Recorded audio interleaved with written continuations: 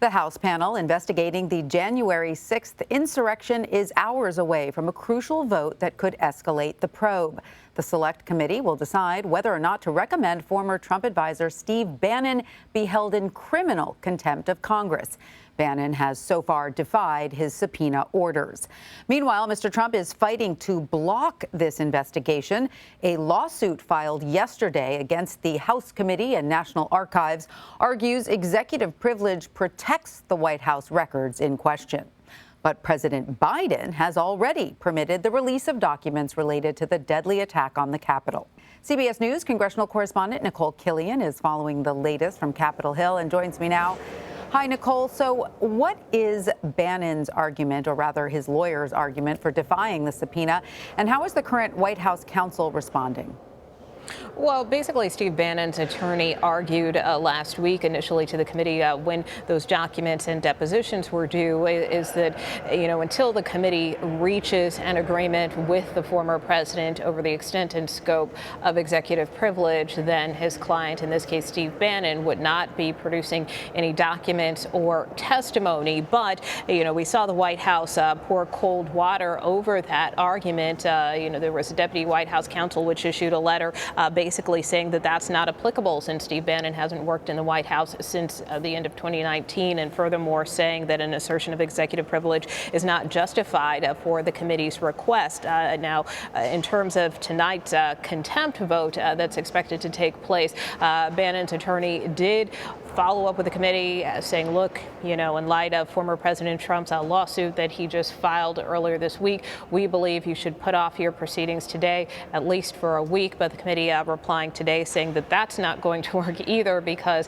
this lawsuit pertains more to documents that the committee has requested from the National Archives, executive branch, and really doesn't have anything to do with the specific request that they gave Bannon, which is for him to produce a document and communications involving him and the conversations that he had with the former president leading up to January 6th.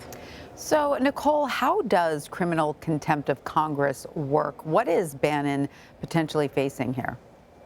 So basically, there are a number of steps that will play out. And again, this is something that could take some time to work itself out. Obviously, we have the committee meeting tonight.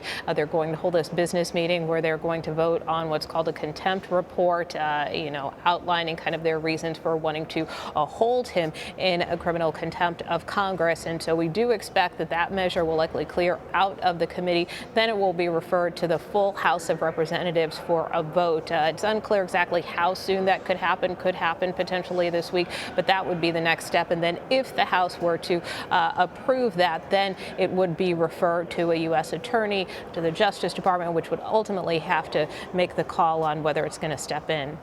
And Nikole, this is not the first time Mr. Trump has tried to block congressional investigations. How does this new lawsuit impact what the panel can and cannot do?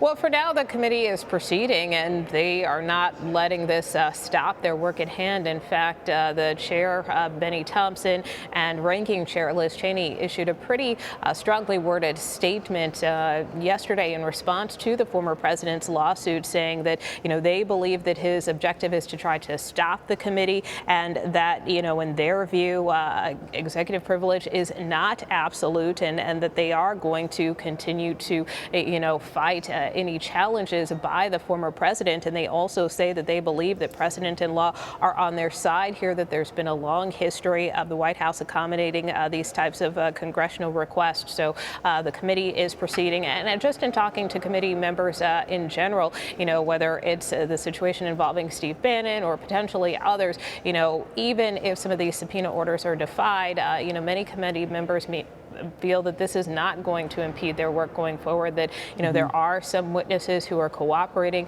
that they have been able to glean information, that they will continue to do so that ultimately they can try to produce a report at some point next year. Yeah, so you referred to these others because in addition to Bannon, 3 other former Trump administration officials have also been subpoenaed. What do we know specifically about their cooperation?